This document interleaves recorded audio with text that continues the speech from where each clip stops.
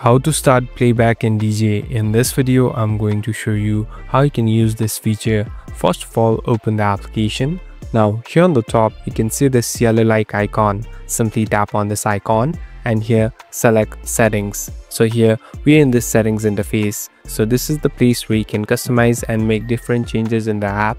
Here select general, and now on the top you'll be able to see a section called start playback. Now simply turn it on. So as you can see, it has turned on blue. So this has been enabled. Now when you start this, you'll be able to have playbacks several times. So if you go back, you're all set now. So it's more easier and convenient if you turn on this feature while using DJ. Thank you for watching this video. I hope this video will help you.